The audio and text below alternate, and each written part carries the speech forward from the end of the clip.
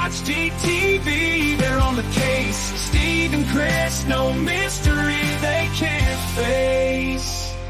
Busting hoaxes, exposing lies. They're the champs of the Bigfoot mystery. Bringing truth, science, and clarity. Squatch-D TV, they're the real deal. Uncovering the truth, it's time to reveal. Squatch-D TV, take us on your quest. Find the legend, put the rumors to rest.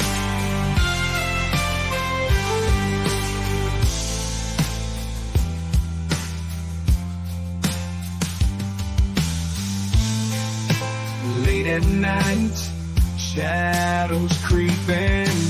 Deep in the woods, secrets lay sleeping. Ooh yeah. Squatch-D TV, they're on the case. Steve and Chris, no mystery they can't face. Busting hoaxes, exposing lies. They're the champs of the Bigfoot mystery. Bringing truth, science, and clarity. Squatch-D TV, they're the real deal. Uncovering the truth, it's time to reveal. Welcome to Squatch-D TV, where the truth is first before all else.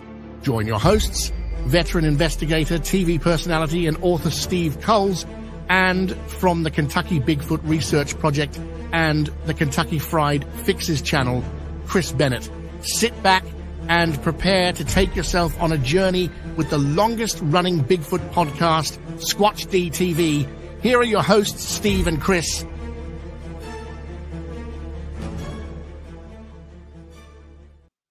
And good evening, cyberspace. Welcome to Squatch-D TV for today's date, August 11th, 2024. I'm your host, your guide, the Squatch Detective Steve Coles, along with my co-host with the most, Mr. Chris Bennett. Hello, Chris. How are you, sir? Steve, man, it's good to see you. I got to check out some of the videos that you did up there in Ohio, and I noticed on one of them, like you were singing with this other guy. Yeah. What's going on there? Out there rocking a little bit. Karaoke or something going on? Or what? Well, actually, he had written a couple of songs, one about Bigfoot in particular. Yeah. And since it was since he allowed us to use it, we were able to air it. Right. And he wanted to karaoke sing along with it live. Yeah. And would you mind if I did some of the verses with, the choruses with you? He's like, please do. And he just loved that, I have that metal voice. So I was just pounding it out there. And some people are going like, holy fight. Steve is actually, singing. And there I am out there belting it out. Of course, a lot of people don't know that I am or was a metal singer. Yeah. And once you're a singer, you're always a singer. My voice sounds nothing like when I talk. And you can agree to that, Chris. You've heard. Yeah. In fact, Chris and I were jamming out. We were listening to some of Steve's older stuff before the show. And we was like, we got to go. And Chris thought, wow, this is pretty good. I like it, yeah. And Chris, and it's up to you guys. I'm thinking about sticking the video at least in the members area and let you guys check it out and check out the old band stuff from back in the day. It is heavy metal. So if that's not your genre, I get it, understand. A lot of you folks like country or country western or slower stuff. That's fine too. But I was a fast-paced metal band singer. Well, some of it is a bit heavy. But now that last one we was listening to, that was, on the rock side of metal there, so it's not too bad. Well, the band had a very diverse background then. Yeah. The drummer was a jazz drummer. Yeah. The guitar player was kind of this classic heavy metal type of guitar player.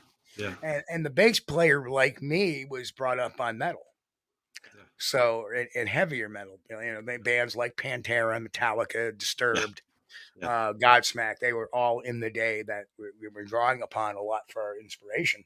Well, yeah, the guitar guy is really good. I mean, he's very advanced. You can tell.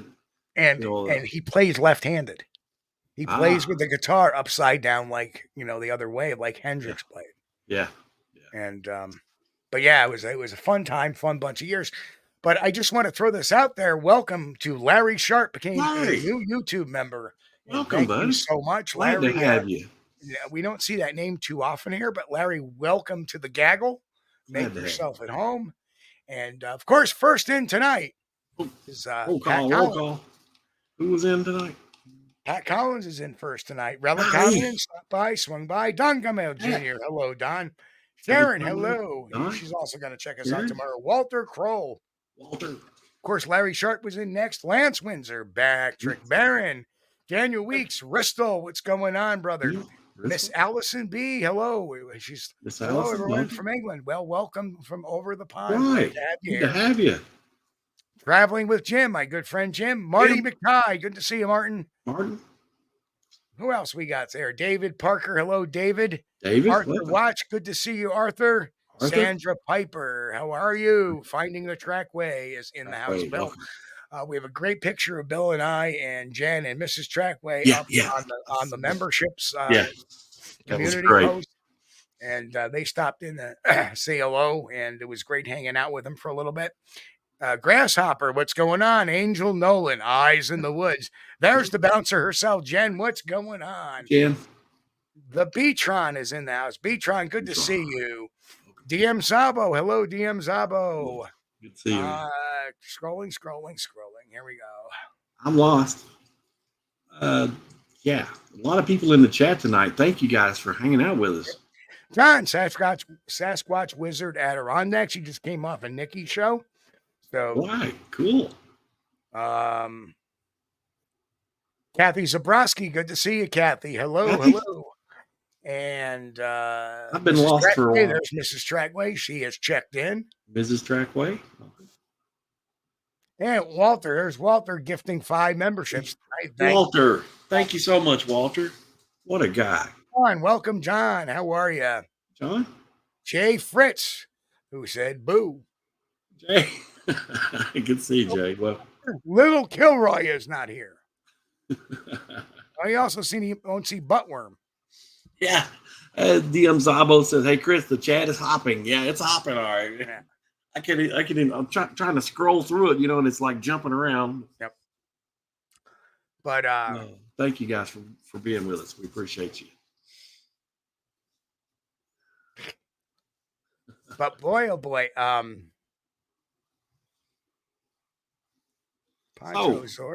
did you enjoy your time off? Did I enjoy my time off? I did. It was a long drive. It's about with stops and everything and gassing up. It's about an 11-hour drive for me out to Hocking Hills. There's Little Kilroy. Said Little Kilroy, I heard you. Little Kilroy, yeah. Hello to all you lurkers out there. You're welcome. You can say hi if you want to, but if you don't, want to, that's okay. It's optional. And welcome to our new members as well. Oh my goodness! Thank you so much, Eyes in the Woods. Eyes in the Woods. Thank you. Wow. Guys, you too much. So, next couple of weeks, we are going to have B. Mills on the show as well. B. Mills is the organizer of Hocking Hills. Yeah. She's like, I got to say this too. I didn't have any books to sell. I couldn't get them in time for the show. So I basically day 1, I was just puttering around, running around, helping out where I could. And I was doing the live podcast for a while, but I kind of set it up last year. The second day I got with the DJ, a great guy by the name of Brian Wolf from wolfrockradio.com. Got to check him out. And the funny thing is Brian and I are going to be doing a midweek show together about rock and Bigfoot. We're going to talk about rock and roll. We're going to talk about music, and we're going to talk a little bit about Bigfoot. But we're going to mostly talk about music. So I get to play a little bit about some music and time and get a little radio time talking about my, other many passions I have. One of the passions I have is the love of music. Yeah. And, on any given day, I'm a metalhead, I will readily admit, but I, like If anybody hasn't caught, I think it's called "Girl, You Know It's True." It's the biopic of Milli Vanilli, and I didn't see it yet, but I was watching a documentary at Fab Morvan, who was one of Milli Vanilli. Of course, Rob Pilatus was the other half he eventually committed. Unfortunately, he did himself in. Yeah. After it was so much pressure. Yeah. Yep.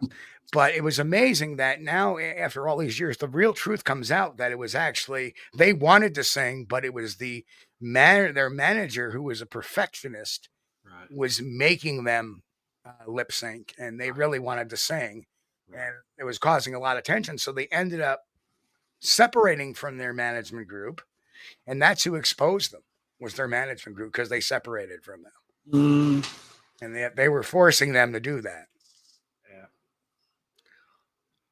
So just amazing story, but it's amazing because he really became, in years past, he really became a great singer and does the old Milli Vanilli songs using his own voice and everything. And it's good to see that. Was one of the things that's kind of difficult, because when you go hear a band live in person and you're expecting to hear the sound that you heard on the album or the CD or whatever, and sometimes it's not the same. No, it's not. It's I was really lucky because a lot of times people would tell you, and one of the greatest compliments as a band member you could get was, "Wow, you sound just like you do on the album, except you get more." And that was the whole idea, is that we didn't and the thing is, you can always tell. One of the worst, and this is my own opinion, one of the worst bands I've ever heard live versus their album was Third Eye Blind. And they sung that song, do, do, do, do, do, do, It was about crystal meth addiction and all that. Yeah. But they sounded nothing, which tells me that their voices were over processed or processed a lot in studio. Right. When we did it, we just did our album in our own voices, didn't do any processing on the voices. And nothing we couldn't do on stage. I had a wah pedal, I had my own effects pedal myself, and there was a couple of songs we would do where I would kind of echoey voice chamber type of thing, and you want to sound like you do on your album. And the nice thing about going live is you always can give more. And a lot of the musical bridges, you can talk to the crowd or get them going and stuff. And we were the type of band not only to sing but put on a good show. A lot of times, we would set the show up, and our two roadies we had, they would set this coffin up on the floor right next to the stage. And when the show kicked off, I would emerge from the coffin. I was sitting in that coffin for like 20 minutes. Ooh, creepy. And I would come out of the coffin, and everybody would like jump. Here I am singing the song out of the coffin, and we'd have the fog machines going, strobes going, and a good light show going on, and it was very entertaining. To give the people their money's worth, right? Yeah, gotta get some entertainment out of it, yeah. So, Kiss puts on a good show. They really do. Slipknot and what's that band from Germany? Rammstein. Rammstein puts on one hell of a show. Oh, well, what we're going to talk about tonight? Well, tonight we're going to talk about. What we're going to talk about tonight is some of the strangest Bigfoot cases I have ever dealt with or investigated. Ones that I feel that have a lot of potential to them. And that was likely a Bigfoot. In one particular case, I had an experience that I still cannot rationalize in my head. Right. And we traveled the country for these experiences and for these different cases. And then finally we deal with our final case of the night. We deal with a cryptid case, not a Bigfoot case, but a cryptid case. And that in itself was a very interesting, but a very forensically correct job.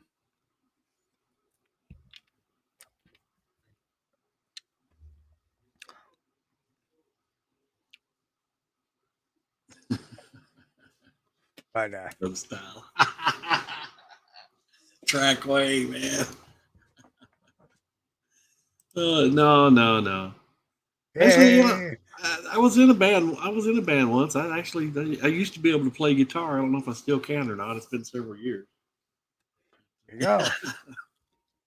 That's why you were listening with such intentness.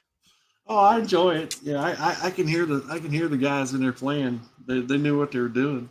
Yep. Sure and before we get started on our mission, I want to thank Suzanne Ferenchak.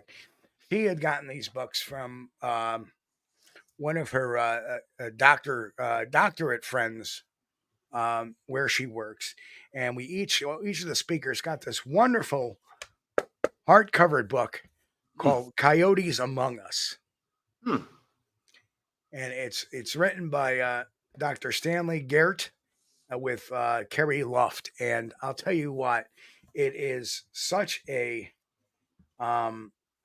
rich book, illustrated so nicely with great photos and color and hardcover. And I'm getting into it. It's really a great book. And nice.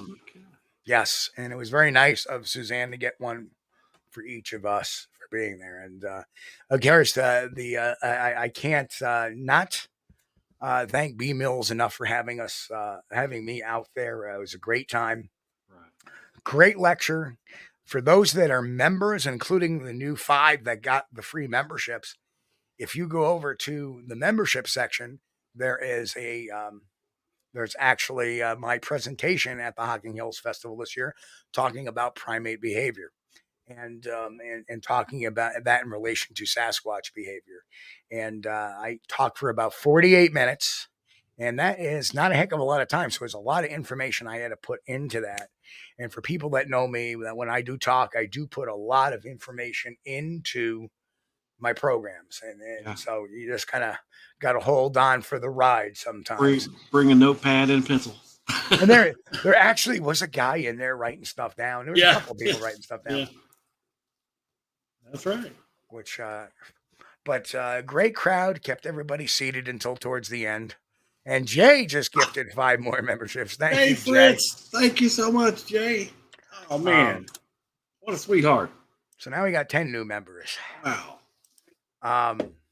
So and welcome to all our new subscribers as well. Yeah. So make yourself at home. You'll learn to have fun. So Jay snuck in. Boris snuck in. Morris Khan is in the house. Nikki snuck in over Sasquatch Secrets. Nikki. So getting back to the cases, let's look at this next picture here. And Chris, this will bring a smile to your face. This is the first time Chris and I ever met, way back in 2007. What we were looking at a track then. I can't remember. That we may have been. God, that was 7. Can you believe that was 17 years ago? Yeah, that's a lot of just for men ago. I know, this is all white. Look, this has turned gray now. It was kind of brownish there back at one time. Yep. But I think we were probably looking at the Blue Creek track that me and Scott had made. I can't remember though. It's been a day or two. Yep. But that was back in the day. But Chris had this trailer, and this is one of the more interesting cases that it's weird. Forensically, it made no sense. It made no sense to me unless it was something. So you can't really tell, but I'm standing on the ground. And at the time I was 5'10". Right. Now I'm about 1.5 inches shoulder because of all the neck compression. So I'm about 5'8.5" now, 5'9". Yeah. And so I'm about 5'10". So the doorknob was probably right about the 6 foot. Right about 6 foot, off the ground. Yeah, the doorknob. Right. So something had yanked. If I'm not wrong here, something had yanked that door open. This was weird because this happened over where these trailers were sitting, or next to the wooded area on the home farm. and nobody wanted to stay there. Somebody would live there for a couple of months and then they would leave, usually. But what happened here is during the early spring and late fall, there's also some caves in that region. But these Bigfoot creatures would come through for whatever reason. I don't know if they were, migrating or just moving from one area to another. But at that time of year is when they would come through. Well, this so happened, this trailer was broken into at that time. And we ended up, we had to call the state police and have them come and make an investigation, a report on it. And it was weird. He couldn't even figure it out because what somebody had done had broken the window in, okay? And that door, you probably can't see it, but right about where Steve's hand is pointing, the door would have been bowed out a little bit where somebody had pulled the door. And it had actually ripped out part of the aluminum frame that closed the door. And the state police said, well, I don't understand. If they broke the glass in, which they clearly did because the glass was in the floor, why didn't they just reach in there and unlock the door and open it? And it took somebody with some power to grab that door and pull it open too. But here's the interesting thing about that. Now, there's no pry marks on the door at all. None. No. Mm-mm. Now, if you're 6 foot tall, and that doorknob's about 6 foot, right? Your center of gravity this is not your strong point. Trying to pull a door open like this from above your head or anywhere up here. To pull something out, you want to get it to where your center of gravity is. That way, you put the most weight into it. So whatever pulled out that door, either center of gravity was much higher, or it had some incredible strength. Right. And there was nothing taken. And it's not like you could put like more than a one or two hands on that doorknob. So if there was two people, how could like two people grab the same doorknob? I don't know. There was no stairs. There was no stairs below that. Huh? There was no stairs below that door. Nope. It was just weird. It was one of those things that end up, happening that was weird over on the farm. And, this led to another weird happening because I had been going over at night and staying in the barn, which was about maybe 100 yards away from this. And I was kind of keeping an eye on the place at nighttime for a couple of hours. Every night I'd go over there and I'd take my rifle with me and see if somebody was messing around over there. And one night I went over there and I'd been in the barn for about an hour, I guess, and it started snowing. And I remember it was really snowing hard. And I thought, well, golly, I'm going to get on back. Ain't nothing going on. Ain't nobody going to be out messing around with it snowing this hard. So while I was walking back to the house, that's when I ran across a fresh set of tracks across the field, and they went directly into the cedar thicket that was behind my house.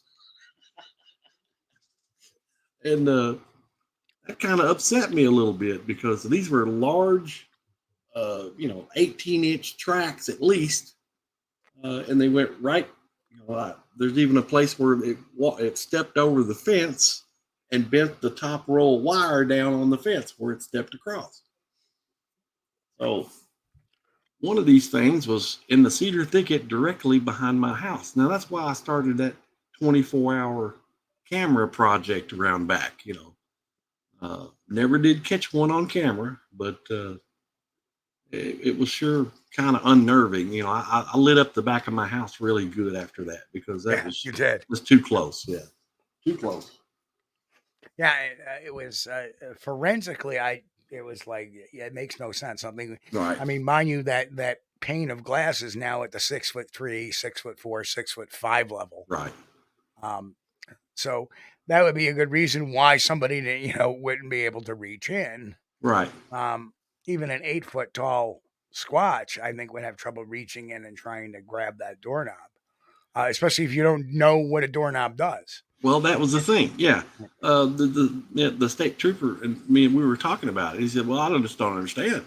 I said, I don't know. I don't either. If they broke the glass out, why didn't they reach in there and unlock the door rather than pull it open? So there's my buddy Brian Wolf from Wolf Rock Radio. Brian? Asked, did you notice the doorknob bent down a bit? I did not notice that it was straight. Everything was straight in line. So whatever it wasn't messed with and pulled it out straight. Whatever, had grabbed where the window was broken, had grabbed the door and just forced it open, or maybe two hands. I don't know, but it has like aluminum. I guess it was probably a 1/4 inch thick. The framing where that door was mounted into that trailer house. Yep. And part of that was pulled out. So whatever did it or whoever did it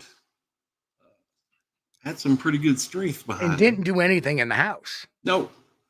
Nothing was taken. Nothing was damaged. There was a washing machine there that had the lid up on it, and it had water in it. But that was it. Now, could that have been motivated to get a drink of water? I don't know. If they even knew to look in there to get water. I don't know. I have no idea. But that was one of the weird things. But that led to me finding those tracks in the snow. And that was strange. And eventually that all led to how Chris and I met. Yeah. I had thought it was somebody over messing around at first. But after I found those tracks in the snow, I was like, well, wait a minute. No, this is somebody walking around with great big old bare feet in the snow. Something ain't right. Yep. Something ain't right. Something ain't right. Was there any, finding the trackway, was there any signs of a grip? No, you couldn't see like the fingers had indented, but the door was bent. So something had put a lot of pressure, on it. No, and then he asked, was the windowsill crushed? And no, the windowsill was not. Windowsill, aside from the glass pane being broken, was intact. The door was kind of bulged towards the outside. I don't know if you can see it in there. Yeah, maybe it did bend the frame a little bit, Steve. Or you're pointing with your finger. Yeah, the frame may have been bent a little bit. Right. But the frame was bent out. Yeah, towards the outside of the home. And, nobody ever used the back door on this trailer. That's why there were no steps back there. But, and the odd thing is, if somebody was going to break in, this side would have been backed to an open field. The other side would have been facing the woods. So if somebody was going to break in, it seemed like they would have went around to the other side where the woods were. Right. But, it was weird. It was just a weird. Why would you do it street side, not the back side? Because it was a back door as well. Right. And this is one of those. The door wasn't bent in; it was actually bowed outward a little bit, where it pulled. It pulled so hard it kind of. This is one of those pulled weird the aluminum things. Frame away from the door itself. This is one of those weird things when I at first thought it was somebody had done it, and they were over there messing around looking for something to steal. So that's why I started going out watching that place for a couple of hours, about every night. At that time, I didn't have nothing else to do. I'd go over there about 11 o'clock at night and come back home about 1 o'clock in the morning. And but that led me to finding those fresh, just made tracks. And that's why I started thinking, instead of relating that incident to somebody, maybe that incident was related to something. Right. So that is a curious case of the Kentucky burglarizing Bigfoot.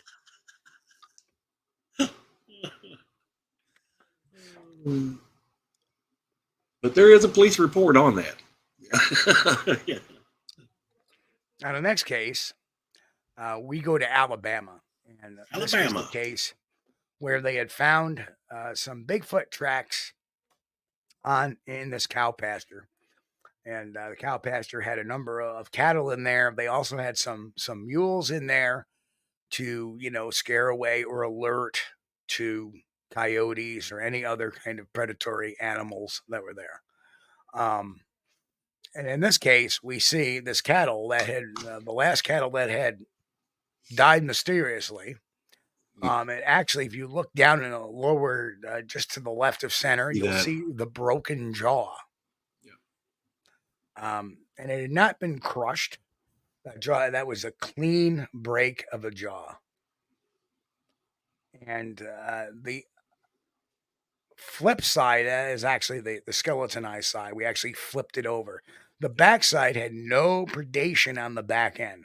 And a lot of people know when a predator takes down a large animal, such as a cattle, they usually go for the hindquarters first, and then they jump up. But there was no predation noted on any of the skin. Anything that had eaten this cattle or made it disappear was through natural rot or insect.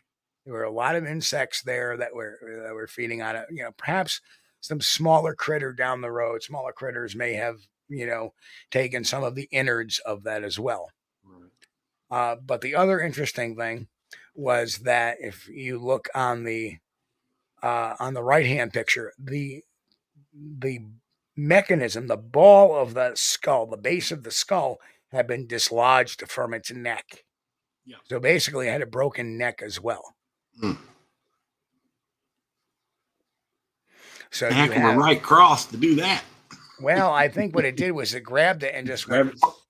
Grabbed it by its lower jaw and went snap.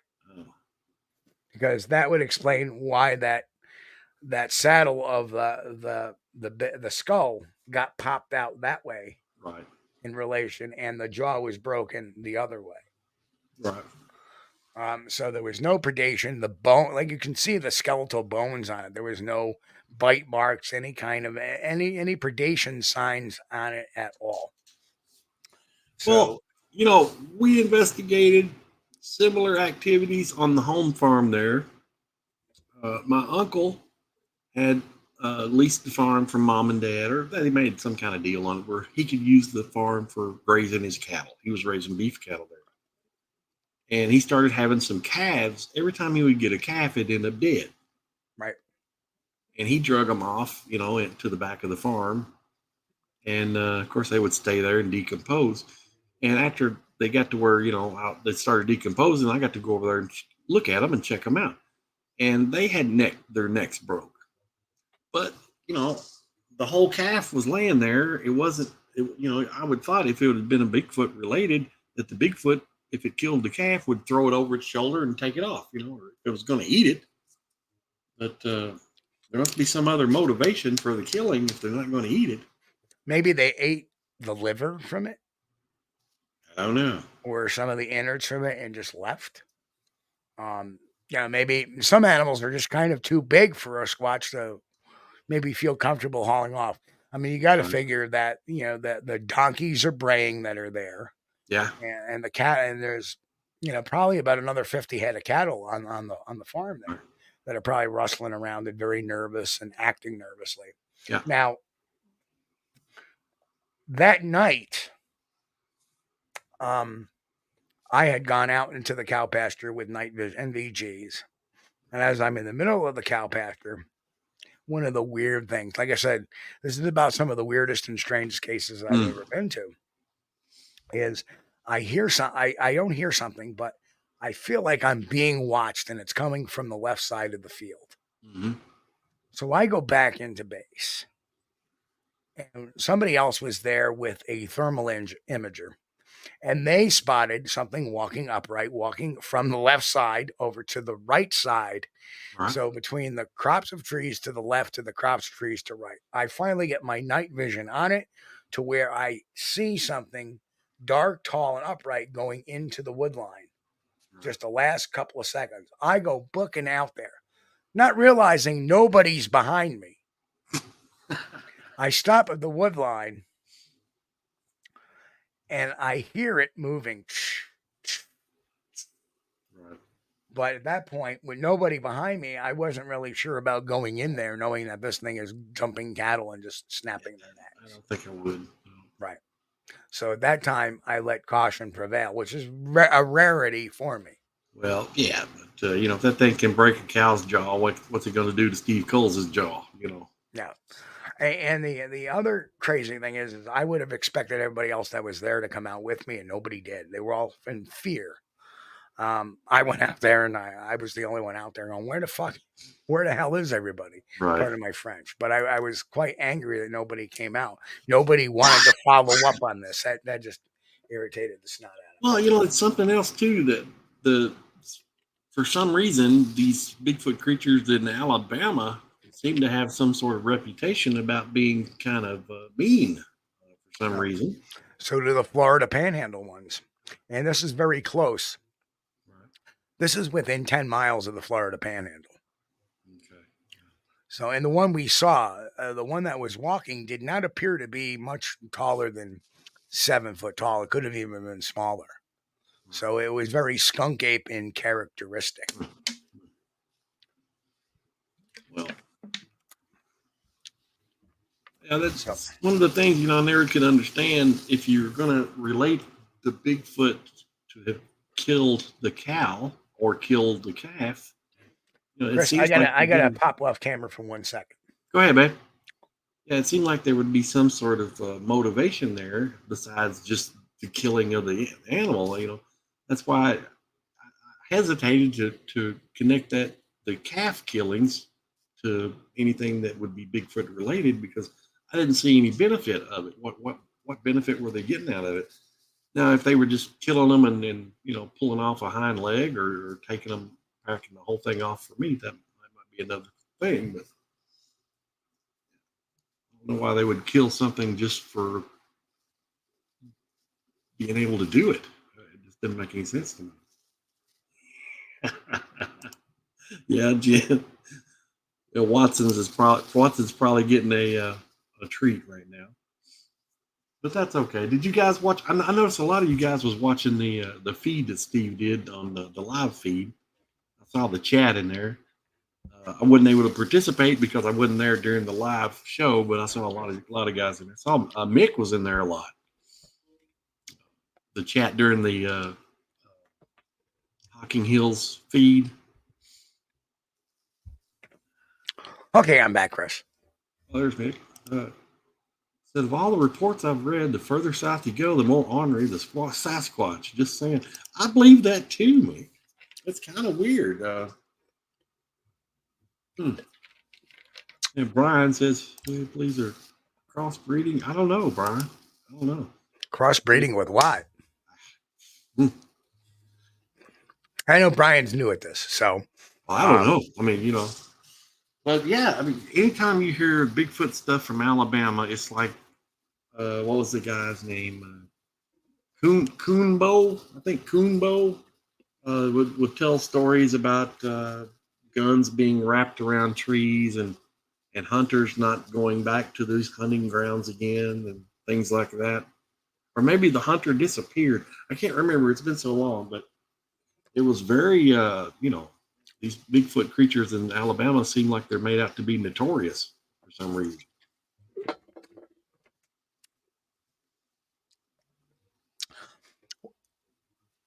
Oh, the Alabama and the Florida Squatch are crossbreeding. Very possible. And Chris asked, do you think there are regional variants? No, I think there are perhaps different races of Bigfoot, much like there are different races of Homo sapiens.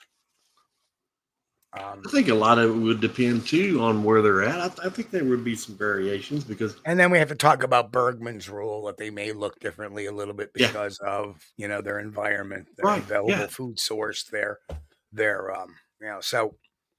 You get some of them that look like football players, and you get others that look like basketball players, kind of long and lean, not really muscled up or anything.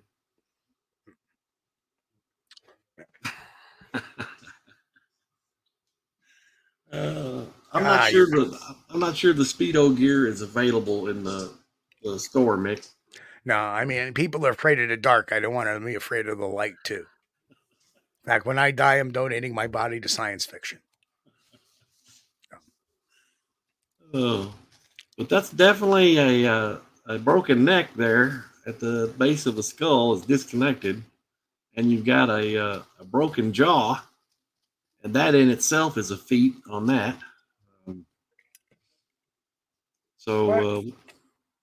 Then again, knowing what I know now versus what I know then. This is 2007.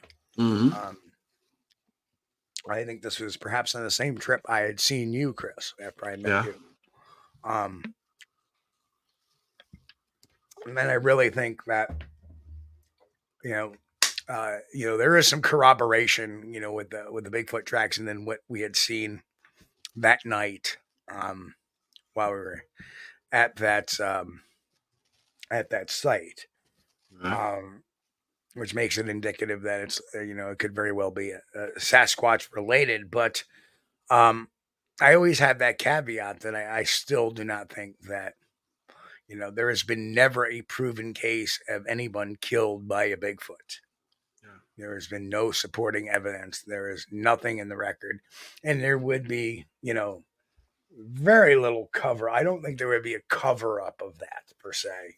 That sounds, if anything, it would be a kill as a result of an animal attack, and what animal that is, they wouldn't know. Right. So I really don't think that there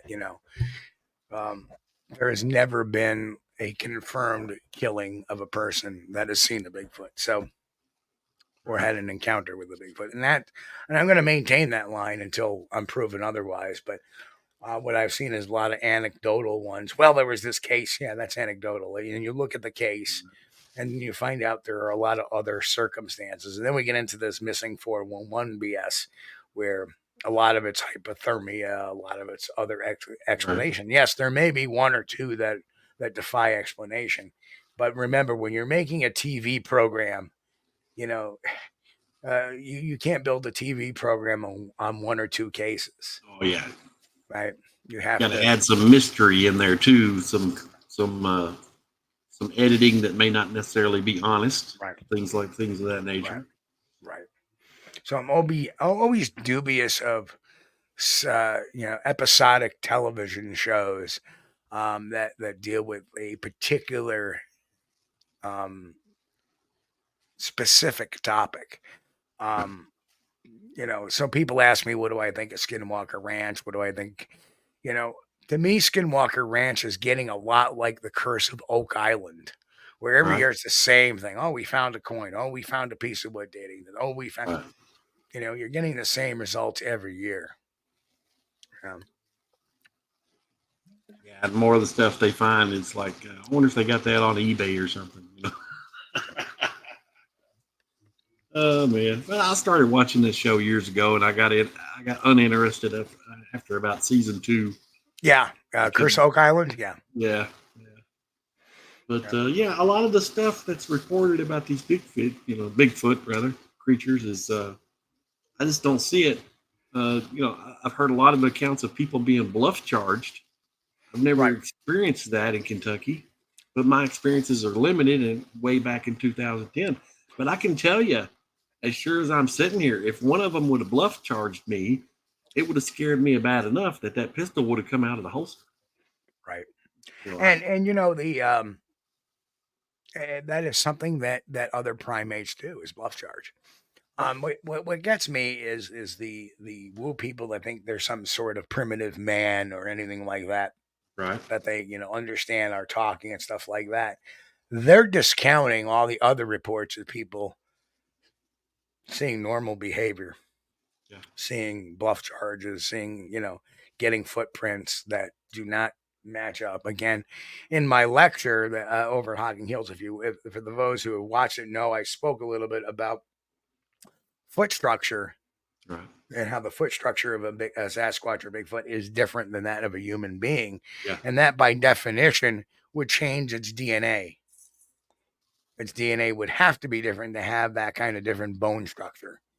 Right. And when you have, and the same thing with the thickness of the hair and stuff like that, because we have that in our own hypertrichinosis, but that is a disorder that triggers a more primitive gene that we had at one time. So it's a rarity. But for a whole species of, have none of that. If there were people, they were a people, number one, their foot structure would have arches. They would not be meant for, arboreal use. They, but what we see is this arboreal / upright walking manifestation by having inline toes yet a flexible midfoot, aka mid-tarsal break. So we see that. Then we see the, we see the extra hair. So you're talking about if this would be a human being, like some of them claim it to be, then it would have to be something that has a genetic defect, which by definition would eventually, via evolution and breeding over a number of years, would work itself out and disappear. So obviously it's not a human being. I don't think it's human, but there are ways that you could take just like selective breeding for dogs. You could do the same thing with primates. You could promote characteristics and make those. But yet that has never been done. Yeah, right.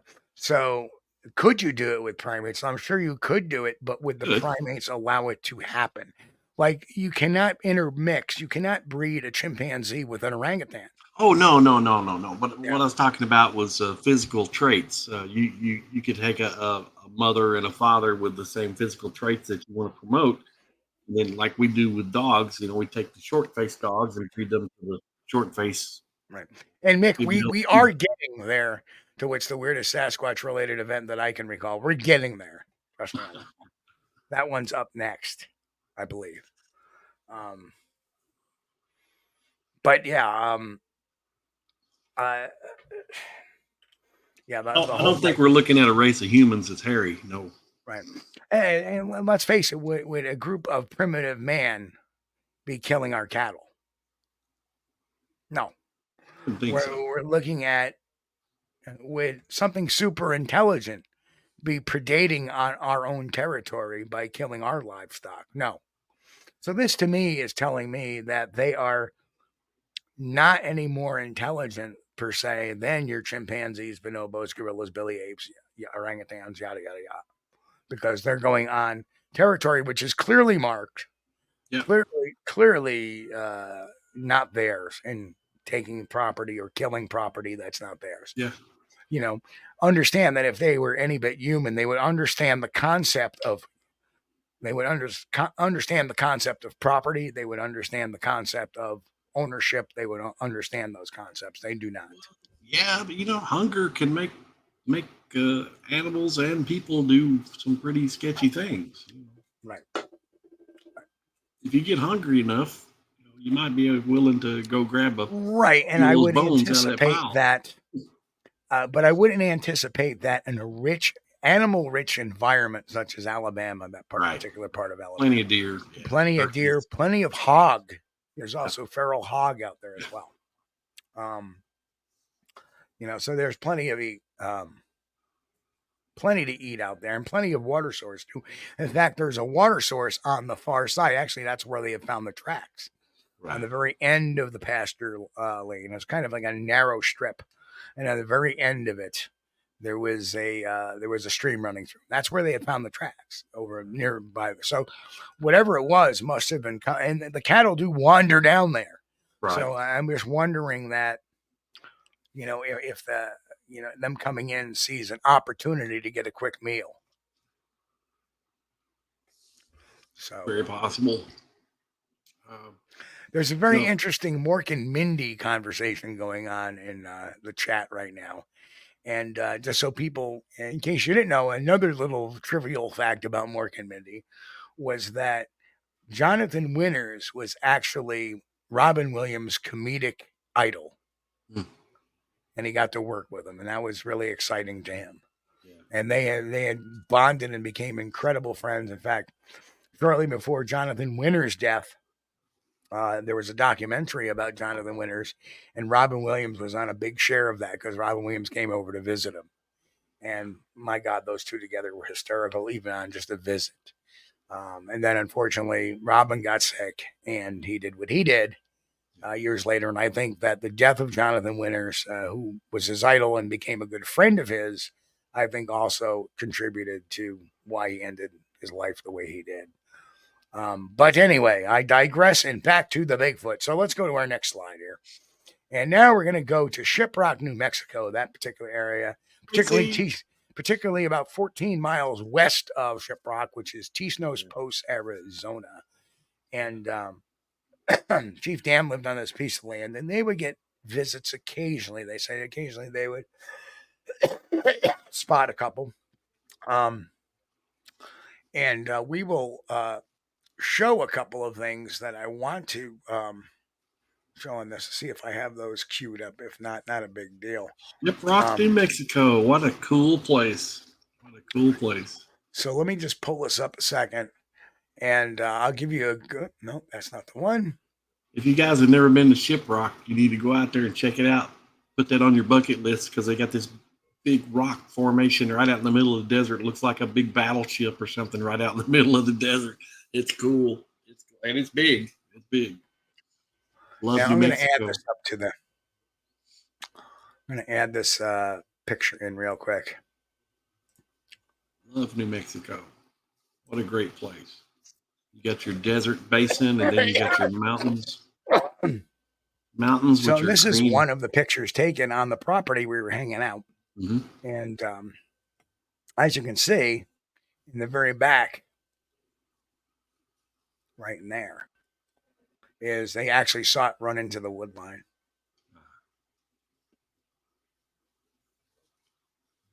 Are those pecan trees, Steve? I can't really tell. No. A lot of pecan trees. No, there was no type of no fruit and nuts. Okay. Nah, there was no nut bearing trees there. But there it was scooting in. And this is a very common occurrence on the.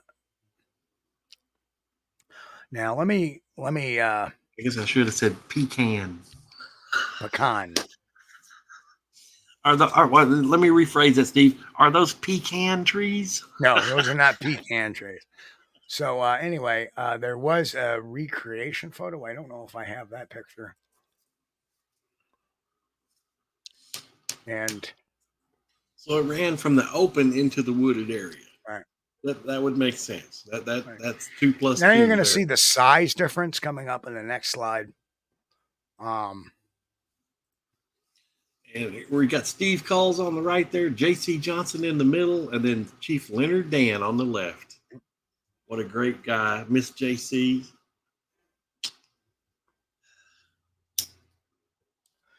Hang on, I'm trying to get this next picture. He left us too soon.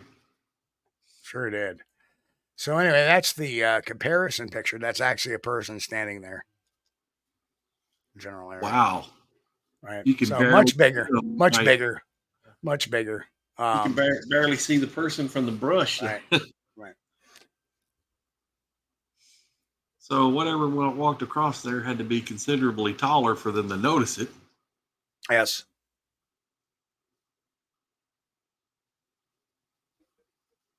Yeah.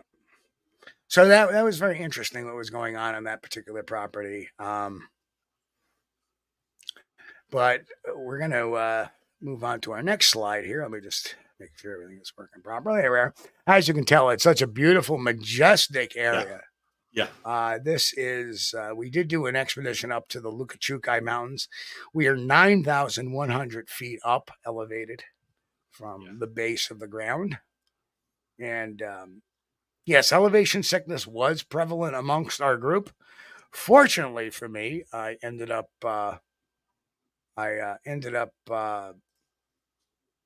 drinking some caffeinated beverages, which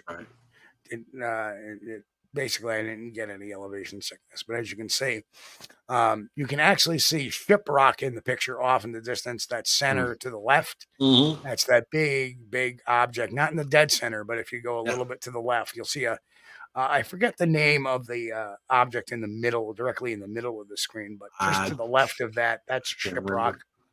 That is Shiprock, and we're looking at either the back end or the front end too. We're not looking at the side because if you look at it from the side, it looks like a big battleship.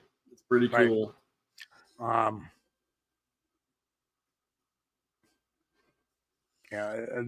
object you're actually looking at. I'm going to pull this one up. Is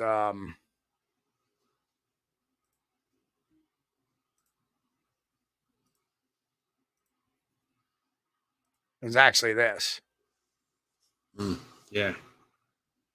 And believe it or not, that was actually in the Transformers movie, the very first one, when they were doing the battle scene in Iraq.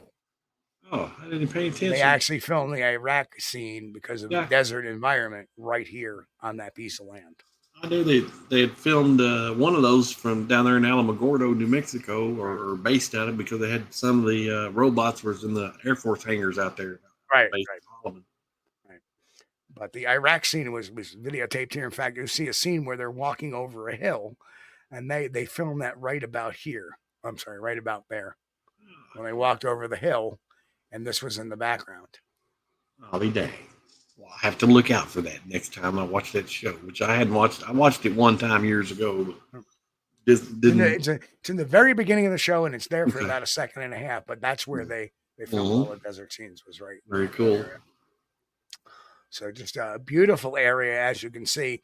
That view, we're probably looking at 3 different states from that view. We're looking at parts of Colorado and parts of Utah as well from that view. That's Four Corners area. Yes, it's in the Four Corners area, correct.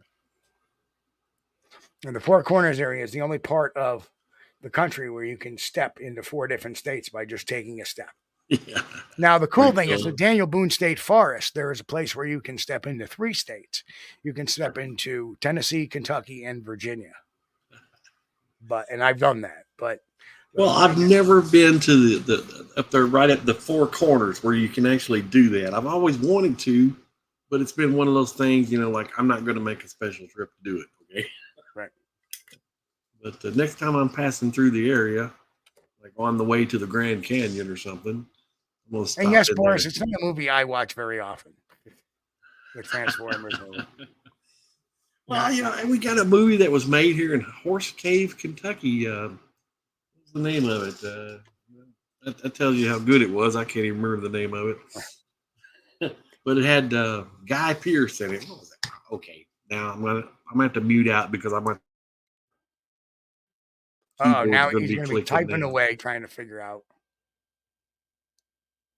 All right, next slide, Chris. So, one of the nights, the night before, the most interesting thing that happened to me in that whole area, we had set up some bait. What we did was we opened various cans of food we had hanging about. I think this is clam chowder, actually. Ugh.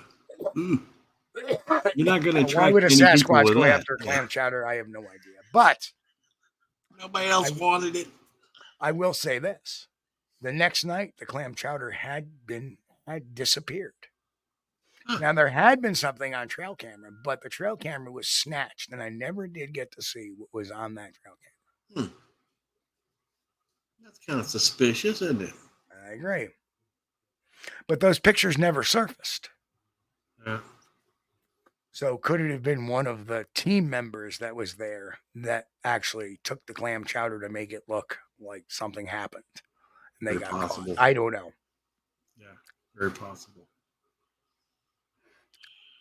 So now,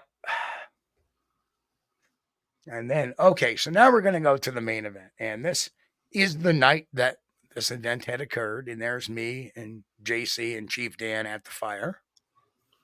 And there was a gentleman that was filming us. His name was Brian.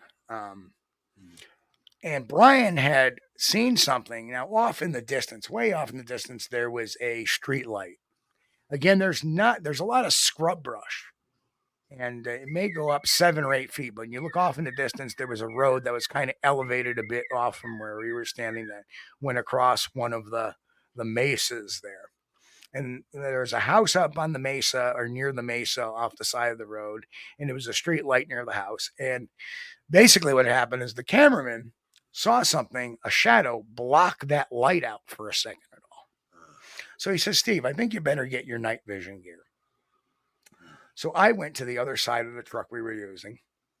For whatever reason, I went the far side of the truck. It was just a matter. And that's going to be off if you're looking at this picture, this would be off to our right-hand side. And I ended up getting the night vision out. And as I turned around, something ran out of the brush and away bipedally. Right? It scared the hell out of me that I didn't know when I first heard it. I didn't know if it was coming at me or not. I pulled my knife. First and only time I pulled my knife. Because that's all I had on me. I didn't have my mace. As you can see, I have my knife strapped on, but I don't have my mace strapped on. And I grabbed my knife. Because I didn't know when I had it right at my waist level, pointed outward towards me, because I didn't know if something was bum rushing me or not. The next day, when it gets light out, there had been a fence to keep in animals if they put some cattle in that corral, which there was no animals in the corral at the time. Something had knocked over one of those fences. So something I basically scared the hell out of. I came really close to something that decided to run off. And, was there some track of it? It was very sandy there, very, and there were tracks, but you couldn't really make out any kind of no definition. Yeah. Right. Bad thing about sand. Yeah. It's like a very fine, very heavy grained.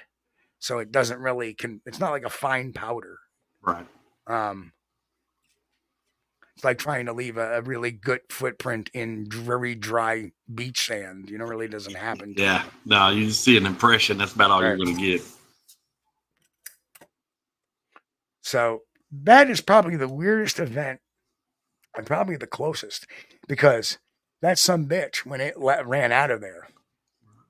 And it like I said, it wasn't low to the ground. The sounds were high. Right.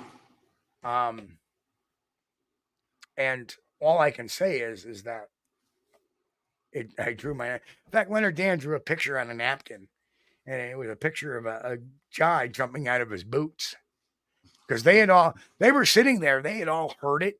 Right. They had seen my reaction. They'd be like, what the, well, if whatever it was ran through a fence. Yeah, the farthest fence, the near fence, it must have leapt over, but it was interesting because we heard it and we heard a crash. And the next day when it was light, because as you can see, it's pitch black out there. You go 10 feet, you're in complete darkness. Right. Yeah. Even though I had my night vision, there was no sense in running after it at that point in time because it ran off. It was like, well, in the morning we'll take a look around. And have daylight to look at tracks if there's track evidence. And we followed the tracks for a while. And then behind there is a gulch. Mm-hmm. And the tracks led into the gulch. And from there, we lost it. Mm-hmm. And, the night before, we had lost one of the cans of food that just was there. And then it was gone. And there was no there was really no distinguishable tracks around it. And I think it was a couple of cans, but I think we found one of the cans down in the gulch later on, but I'm not entirely sure. And so yeah, a very weird. Well, what would give me cause to think there was something going on there is if something ran through the fence, made across one fence and then ran into another one and knocked down. Right. Well, I think what happened, it didn't expect me to come that close to it. So it took off. Right. Whatever it was, bolted. Never forget that. Everybody on the team was accounted for. Everybody was in the camp. Right. The truck was parked over to the right. The tents were over to the left, a little bit more center left. Yeah. Further back. And there were more people sitting on the right-hand side. Or on the left-hand side. Did you guys smell anything, Steve? No. Can you remember? No, I would have remembered. Yeah. That would have been prevalent in my mind. The only time I ever smelled anything was when we got the Ford in cast. Mm-hmm. And we heard it walking around us and through there. So again, and these are all my formula of years of looking at this. So you can go to places where there's activity. It doesn't always mean you're going to see something, but you got to keep alert. And like I said, Brian had seen that block the light out. And Brian was a skeptic. He didn't believe in it. He was like, all of a sudden he saw that and he goes, I think you better get your night vision stuff, because now he's starting to go, could there be? And then, we heard all that. And that's when he came out with it. Well, the reason why I told you to get your night vision is because I didn't want to say nothing earlier, because he did not want to bias anything I was looking at. He didn't want to, which beautiful idea, That's the same reason why I didn't say nothing about seeing the 5.5 Bigfoot that one year in the camp. I didn't want to say anything. And then all of a sudden there's Jeff Thomas saying, hey, something left this behind my, when you start getting this corroborative stuff, then you're like, something's not right here. Yeah. So we have that to contend with. Again, 12, 15 feet at the most. That's how close it was to me. And I had my back to it when it's moved. And I had just, like I said, I had whipped around the corner, opened up the door, and I didn't even have a chance. It wasn't like it waited. It was immediate. Right. No, Martin, we never found the one can of food. The other can of food, I didn't find it. Somebody else found it, and they had already handled it by then. So, well, I don't know the clam chowder stuff. I would have probably passed on. When you're hungry, I suppose. I guess, yeah. Depending on how hungry I was, I guess clam I mean, chowder I like a good New England clam chowder as much as anybody else, but I like the story of.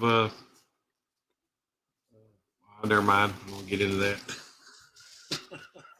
No, let's not get into that. But yeah, what a weird event, and I can't explain it, whatever. And the office assistant wants in on the office, so hang on one second. We got to let the office. Well, go ahead. I'll tell the story about the about Roy Acuff. Roy Acuff was talking with Jerry Clower down at the Grand Ole Opry one night. This is a true story. And Roy told Jerry, Jerry said, got a joke for you. He said, all right, go ahead, lay it on me. He said, I asked my neighbor, said, what you feed your dog? I said, I feed my dog turnip greens. He said, why? What you feed your dog? I said, well, I feed my dog food. He said, I couldn't get my dog to eat turnip greens. And the other fella said, yeah, mine wouldn't eat them for a month. Oh, geez. At the end of the month, he'd eat anything. Yeah. I'll be the same way with clam chowder, man. So the office assistant is now sitting in his chair looking at me with his grin. Yeah. Something else. Anyway, so yeah, that was like really a treat. Now, mind you, I have had rocks thrown at me in Oregon with a researcher by the name of Joey Lowell at the time. And we were sitting down on the lower ground, upper, and there was rocks being thrown down at us. That was nothing. I had something thrown at me in Wisconsin near Deer Park, Wisconsin, when I was out there. But that was only a one-off, so I didn't really write that off as necessarily being a Sasquatch. The one in Oregon, considering the history of sightings in that particular area, was near the Dalles, which is Peter Burns' research area. Yeah, that was definitely interesting night, but not my weirdest. I mean, having rocks thrown at me, I've had that happen to me maybe about a half a dozen times over the course of my research history, including once on this very podcast back a few years back. So, right. Well, I can't really say. I don't think I've had a rock thrown at me. Now, I did record one being thrown, but it wasn't at me. It was like maybe 100 yards or more off down in the woods. And I just happened to be filming when that happened. And when that rock hit, you could hear it was a big rock, and you could even hear it hit the ground thump after it, right, was tumbling down the hill. But I don't believe there's no way that they was throwing it at me, because if it had hit me, it would have killed me. Right. No doubt. But I think they do throw things. I believe they really do. They have a way of bringing down trees too, I believe. Yeah, that Savoy Forest in Massachusetts. I was with girly Bigfooter Norma and her husband, and they have their own unique way of researching. They like staying in their vehicle, using audible recorders and stuff. I'm more of a let's get out and poke around a little bit. Right. And they were hearing stuff. So I said, all right, come on, let's go. We're going to take a walk up the road and back. And while we were walking up the road, we had gotten a tree knock or two, and then something had toppled the tree. Right. And they were very nervous about it. And I was like, listen, it's just trying to display to us that, if it's out there, it's just trying to display to us. Yeah. But I said, you can't rule out a bear. Right. The tree knocking, I can't explain, and they've caught a lot of times. They've had rocks thrown at them in a very aggressive way in this particular part of the Savoy, including one that another good research friend, Fred Sinek, had been there one night that it scared the heck out of him. And these are folks that I've never been scared by these things, never.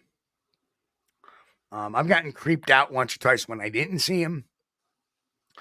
But when they start making themselves known, I tend to get more curious than I get scared about it. Well,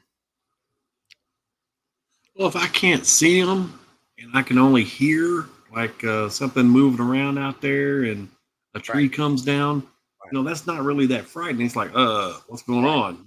But I tend to get more scared if I see one. And the amazing, there's a lot of people out there that think that I'm just a podcaster, that's all I do. And that's actually, I podcast because I enjoy podcasting, but I have done my lion's share of investigations. I mean, when I say that this was part of probably a week being out in this area, I mean, I was there for a straight week in a tent. And then, after a day or two there, we would move to like the Lukachukais for a couple of days. And then we moved back to the other area for a couple of days. Right. And we would go out and investigate different areas. There was a cave we investigated where, for whatever reason, in the cave, we had found eaten corn cobs. Yeah. And this is days where I wasn't thinking DNA at the time. Right. Right. Yeah. This is 14, 17, 14, a number of years ago. Yeah. More than 15 years ago. 15 years ago was 2009. So we're talking 17 years. We're talking, this is 17 years ago, a lot of this stuff. Some of it.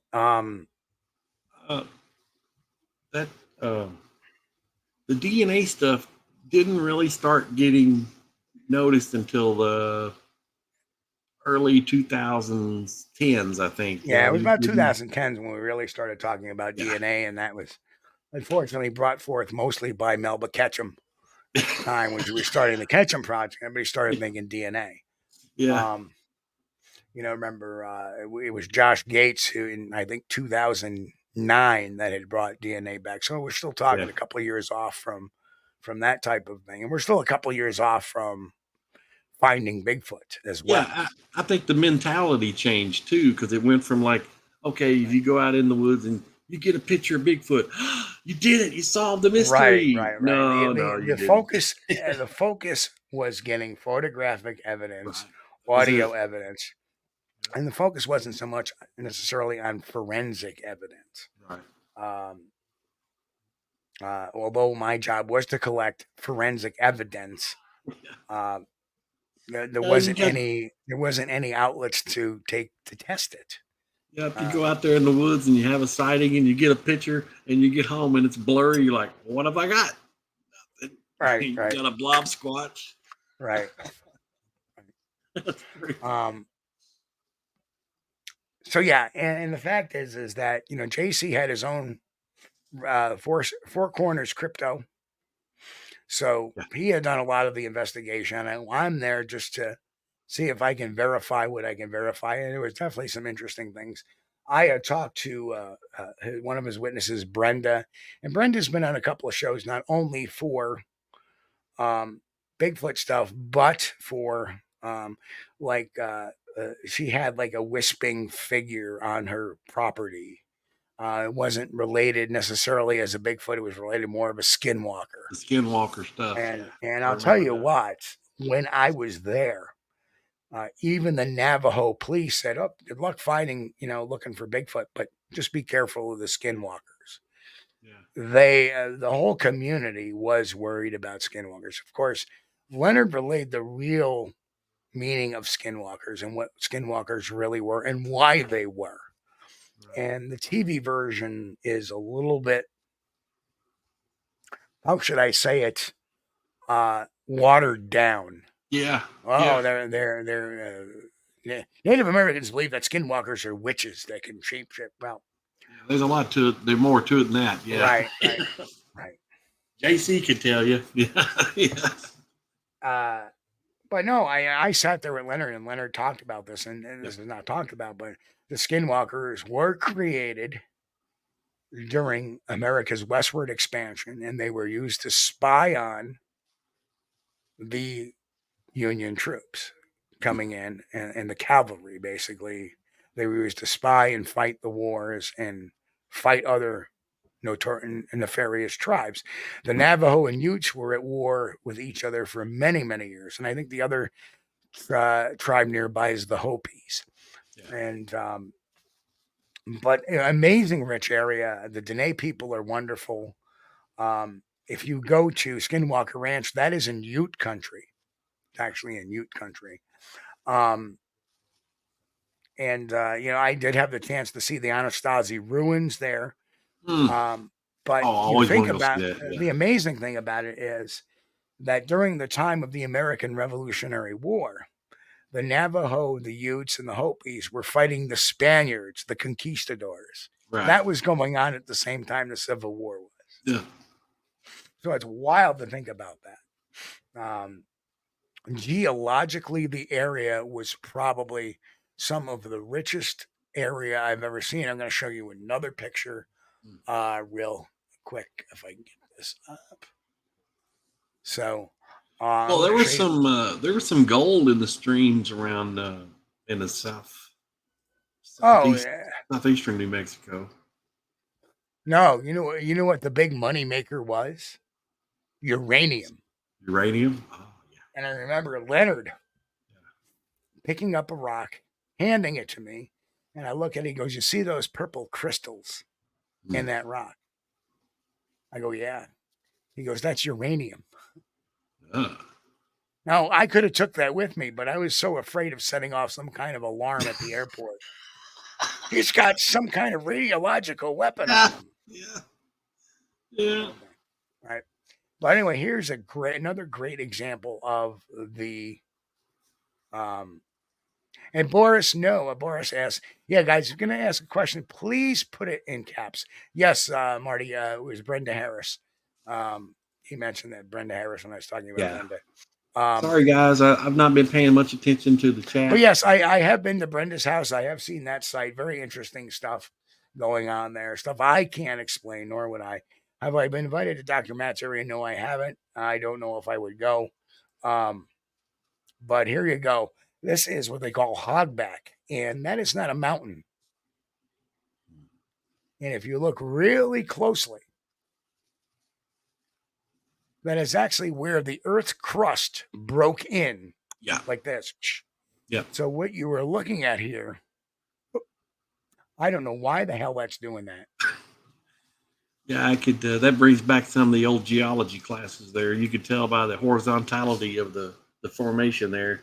Like I said, for some reason, the software on my Windows 10 for photos is not really working very well. I don't know why. Yeah, there's some evidence of mountain building there. Yeah. But what you see here is the layers of the Earth's crust in the different eras. Like if you see here, that's one era, and then you go here and there's another era. Yeah. And even here you see another era. Yeah. And it's just that you see 1, 2, 3, and this is the modern era. Yeah. And it's just amazing how they just went, just snapped in like that.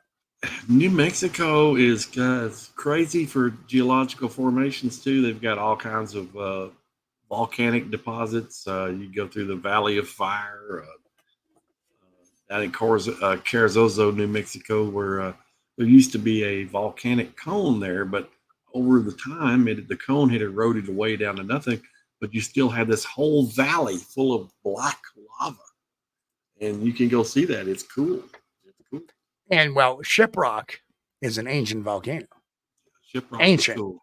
Yeah. Like that is an ancient volcano. That wall you see is an old lava wall. Mm-hmm. Mm-hmm.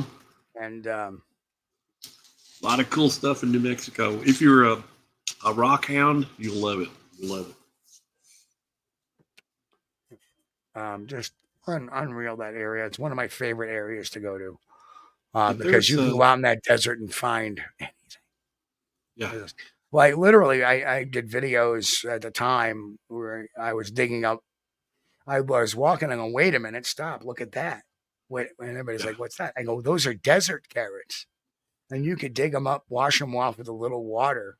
And they're little carrots about that big. And they just grow wild in the desert. And you eat them and they're juicy and they're the sweetest carrots you ever have had in your life. Yeah. Just unreal. I know up at when I lived out in La Luz, New Mexico, you could go up La Luz Canyon. There's a stream up there. And at that time, it was just sand road. You drove through the desert. I'm sure it's probably blacktop paved and everything now, but there's a stream up there you could go fishing in. The government, or state rather, would stock that with trout and all kinds of game fish. And I was up there fishing, and there was a guy up there. He had a big wide hat on and kind of weird looking guy. He dressed like he was back in the 1870s or something. And he had this old antique gold pan. And he was like, downstream from me, and he was swishing it around. And finally, my curiosity got the best of me. I just reeled in, wasn't going to catch anything with him splashing around the water out there. So I go down there, hey, dude, what you doing? Panning for gold. Yep. It's amazing. Yeah. And a lot of that, you can find gold, you can find garnet, you can find, pyrite, of course, which is fool's gold. Just amazing. All right, last case we're going to be talking about tonight was a Lizard Man investigation, 2008. That is the man to my immediate right is was the current sheriff at the time of the investigation. Mm-hmm. Name forgotten, and the couple to the far left there is to my right, also to my right, because I'm facing everybody, but to the left of the picture is the Rawsons. And the Rawsons claim that their car had been chewed up by the Lizard Man. Now, during that investigation, we had talked to Liston Truesdale, who was the sheriff of the county at the time of the original Lizard Man breakout back in 1981. And I could show you those pictures, but they're so old and they're really not very detailed. And he showed us the tracks he had cast, and those tracks were very obviously fake. You could see dowel marks in them. All the toe splays were the same. They were three-toed, didn't look anatomically correct for something that was bipedal. Looked more like a bird than it did anything, but it was definitely man-made, the size of them. There was no bird. They constructed it very much like a bird. Like it had this pad and then three very long clawed type of toes that it was definitely not something that would walk. But they were coming up. Yeah, La Luz is south of Tularosa. There you go. They were getting attacked for faking the whole thing, saying, they were tool marked. And if we look at the next picture, we can down. Of course, we went down the Skateboard Swamp, which was the beginning of the Lizard Man legend. And the reason why it started was somebody had seen something that was described as a Bigfoot. But what had happened is they had seen the back of the hand, and when they said its palms were bare, it did not have hair on its palms of its hands. And when asked to describe the palms of the hands, they said, well, it looked very leather-like, almost lizard-like. And hence, the Lizard Man was born. And so the Lizard Man was not really a lizard man. It was a Bigfoot that was just, the hands were described looking leathery or lizard-like. And that's how they ran with that name.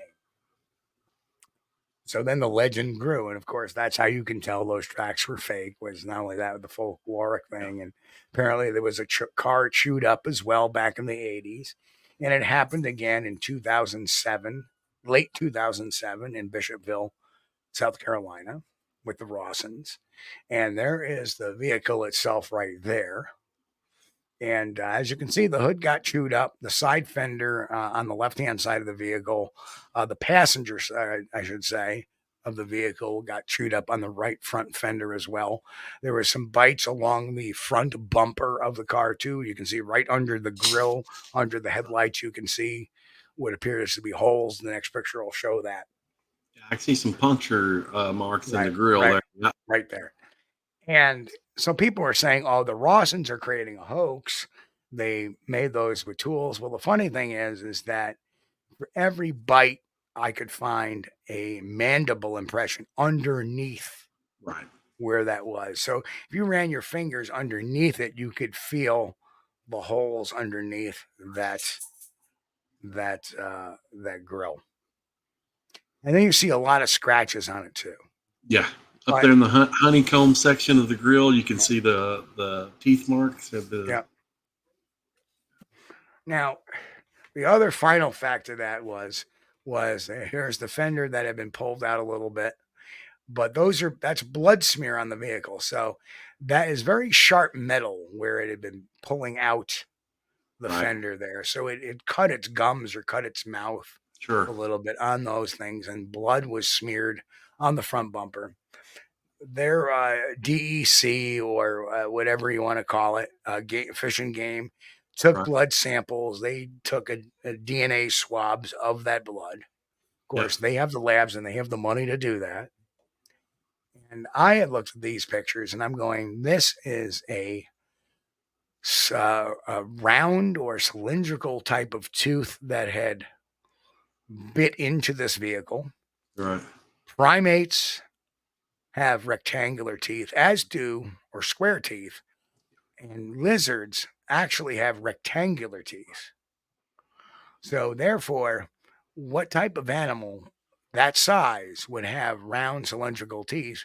It would be a canine. Watson.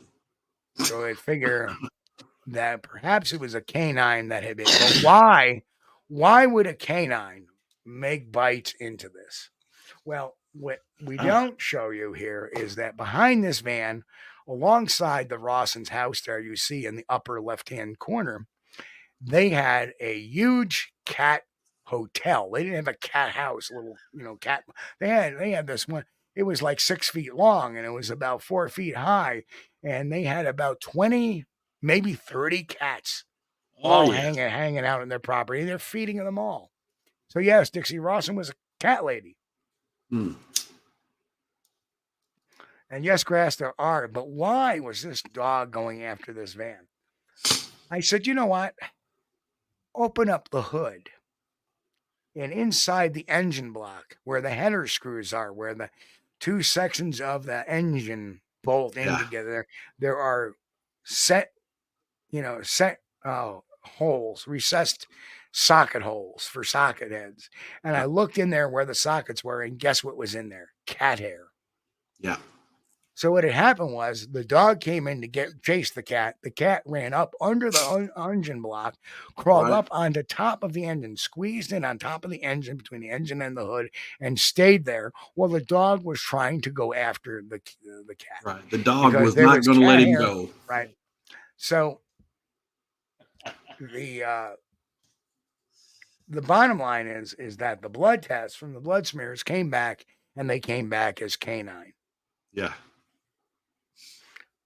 So I'm going to bring up Nikki's thing again. Nikki, that La Luz is south of Tularosa. If you're heading north on Highway 54, you leave Alamogordo, you pass through La Luz. Well, you hang a right on another road to get to La Luz, and you keep on going, you're going to be up Tularosa. And I know you've got a buddy that lives up there at Cloudcroft. And that's just, that's up the mountain from where La Luz Canyon is, but it all connects, by the way. So, yeah, that's a really good, I didn't get to do any Bigfooting while I was there, but we've got, who is Angel? Oh my gosh, I can't remember his last name. Lives in Tularosa, New Mexico. Angel. Right. Was on Breaking Bad. I can't remember. Oh, Jesus. Jesus. Jesus Payan. Jesus, not Angel. Yeah. Jesus Payan. Payan. Yeah. I'm sorry, Jesus. I'm sorry. For Breaking Bigfoot. Yep, we actually post our show advertisements in his group too. So hello to anybody that's it's been so long, man. I'm sorry, Jesus. I didn't mean to forget you or mix your name up.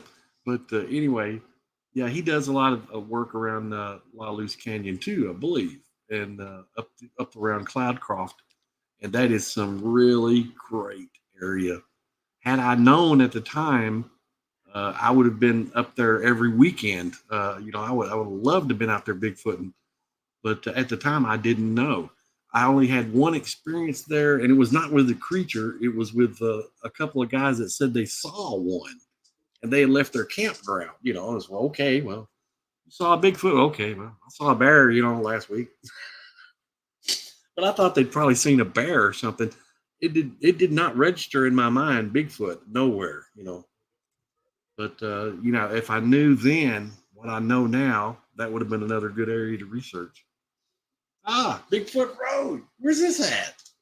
This is in Texas. Okay, that's cool. Bigfoot Road. Yeah, there's some interesting. The roads traveled on the Bigfoot Highway. That's one. I wonder if that's just across the line from Falk, Arkansas. No, it's a little bit of ways. I think it's down towards Houston, actually.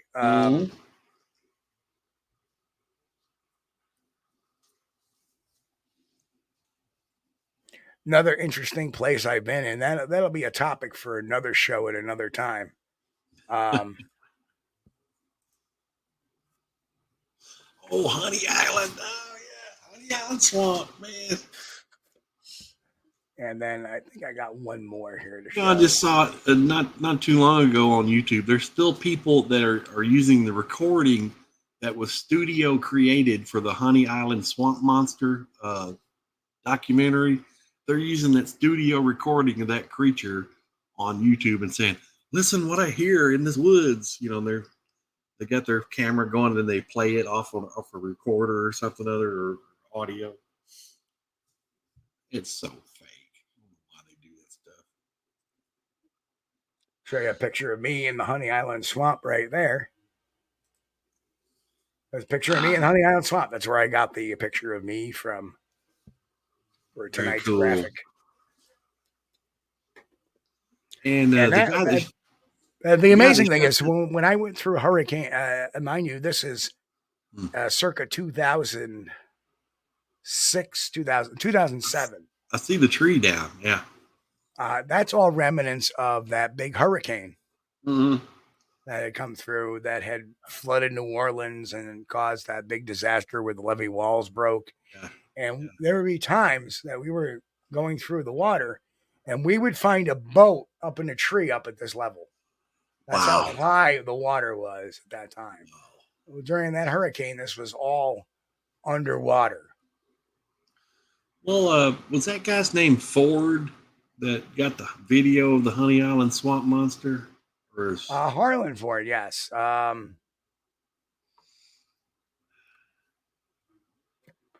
Harlan Ford. And like I said, that'll be a discussion for another show. I'll talk about the secrets of the Honey Island because what I found out there was very simply the truth behind the Honey Island Swamp Monster. Yeah, this happened to be about the three-toed tracks, right? Correct. Correct. You know that story because we have talked about that, but I will do a nice little presentation on that as well. I think that would be a good subject to talk about. And Bristol asks, was the original witness to the lizard man ever been debunked? No, he has not. In fact, what he described, again, was not a lizard man. It was described as a Bigfoot. It was covered in hair. It was bipedal. It was tall, had large shoulders, but its hands were leathery, bare, and lizard-like, and boom, that's how that all had happened. We'll show the articles. We'll do a whole, if you want to, I can do a whole another video on the lizard man. But it was just very interesting. And like I said, I want to talk about some of the more interesting and the weirdest cases I've dealt with. And the lizard man definitely would rank up there as a weird one. Yeah. And there wasn't many witnesses to it really that were available. Truthfully, You had the Rossins that say, and they even got a little plate for the front of the thing. The lizard man, they had a lizard man plate. They were buying right into it. And they, truthfully, nice people, they accepted my explanation, biting their lip, because they really wanted it to be the lizard man. Right. And they went on to ignore what I had told them. And then they had gotten shut up when the DEC came out and confirmed what I had found out just by looking at the car. There's cat hair. Right. These bites are dog bites. Well, my guess is this blood's going to be canine, and sure enough, it was. You've got the opinion of a professional investigator there. What else do you need? Correct. But what it was, you didn't give them the opinion that they wanted to hear. It all comes down to this, and this is why I do primate behavior lectures and why I talk about behavior so much, is what would make any type of creature, let alone a Bigfoot, why would an animal, why would something be doing this? Right. Cause and effect. Why would a Bigfoot be snapping a cow's neck? Well, it's going to predate it, but it predates differently than a cow's normal, or I should say more known predators. Right. It's not going to take it down by the hips and claw it up and take chunks out of its ass end, because it's not that type of hunter. Right. It's going to come up to it, snap its neck. It's going to punch it in its gut. It's going to pull out what it needs to eat, and then it's going to leave. Right. And coyotes, typically won't go after a cow, but there have been cases where they do, and they always start at the back end where they can tear at the soft tissue. Right. But I don't want to talk about that. That's nasty. Right. So, that's what you have to think about, is why is this going on? And it all comes down to behavior. And why would an animal be attacking this vehicle? And then you see the cats. And then, well, why, the bites are canine. Why would a dog be attacking this vehicle? Let's open the hood. And sure enough, cat hid in there. You can tell there's the cat hair all over the friggin', all in the header bolts. That's it. Because nobody cleans their engines on a regular basis. Yeah. Right? Yeah. So, if you even think about it, on a cold night, if they use that van, that engine block is going to be nice and warm at a particular point in time too. Yeah. And cats love warm things. And Martin McTighe says swamp creatures, rougarou, down there in southern and eastern. Well, the funny thing is that as much time as I spent in the hunting island, nobody talked about the rougarou. In fact, our main witness down there was a gentleman by the name of Denty Crawford. Mm-hmm. And I might as well spill the beans on it now. So Denty talked about his own Bigfoot experience. And he goes, no, it had 5 toes. I saw it walk away. I saw the bottom of the foot as it walked away. It had 5 toes. It was not a 3-toed creature like these other tracks. And he goes, and then we talked to a couple other witnesses too that had sightings, and they're describing a traditional looking Bigfoot, a very human-like appearance foot, which a Bigfoot does because it has inline toes. Right. The actual structure is different, but it looks the same because of the inline toes. So we saw a lot of animals that would make those kind of impressions. We've seen the herons, cranes that would make these big 3-toed impressions in the snow. We'd also plenty of alligators down there too, which their dew claws could make that kind of impression as well. What we were told is that the hunting island creature exists, but not in the area that people think it is. Everybody goes to the southern end of the hunting island swamp. Which is where all the tracks were allegedly found and all that. Right. It's Denty's contention that the tracks were created because on the northern end of the swamp, the more forested area of the swamp, that's where these things were actually being seen, and they weren't being described as anything other than what a Bigfoot looks like. But they didn't want Bigfoot hunters going up into that area. Why? Because they had a lot of illegal stills going on in that particular area. Moonshiners. Yeah. And there may have been some cannabis there too. Right. So in order to get people away from that northern end and having interlopers interfering with stills and getting law enforcement or rangers up in that area because of these sightings, they created this buzz about these three-toed tracks that are found on the south, where they were miles away, and miles, I mean, not driving by road or walking. You have to go there by John boat. So it takes a while, and it's a very arduous and tricky trip if you do not know those swamps too well. So that's the reason why those tracks were created and why that was done. The Harlan Ford film may very well be authentic, and it was created. It may not have been in the location he said it was, because that gets the powers to be, the moonshiners, because let's face it, there may be some independents, but a lot of them were organized crime. Yeah.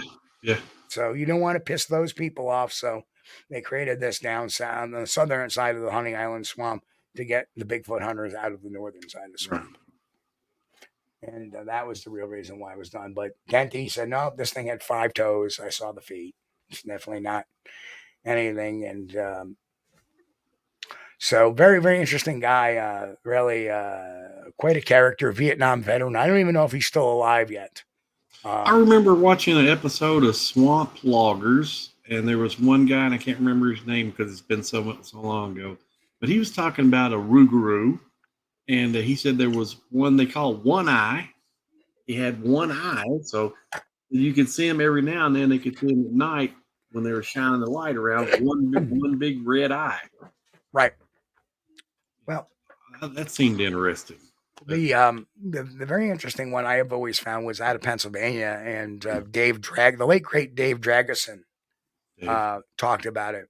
Was when he first started doing sketches for Bigfoot. This woman described a Bigfoot with almost like a hair lip. It had a cut lip. And many, many years later, he had talked to another witness, and when she described it, and it was within a few miles of that original hair lip case. Mm-hmm. It turned out he described this Bigfoot also had the cut lip too. I'll be dang. So same character, like 5 or 6 years later. That's interesting. Well, as an investigator, that's a piece of corroborative effort. Is it scientific evidence? Number one, no. Again, my job as an investigator is not to be scientific. It's to be using investigative principles, not scientific principles. And when I find a corroborative witness that is 5 or 6 years later, and it's several miles away from where the original one was, describing the same individual, cryptid or creature with the same characteristic, that says scores. That says scores that this is a credible phenomenon going on. Right. Boris Kahn, he's got a question. Says, have you ever investigated the feral people of the Appalachians? No, I've not. Me neither. Know nothing about it. I grew up in an area in the Appalachians that was probably had some feral people. If there were any, they would be there for sure. Right. But never met any wild people. Right.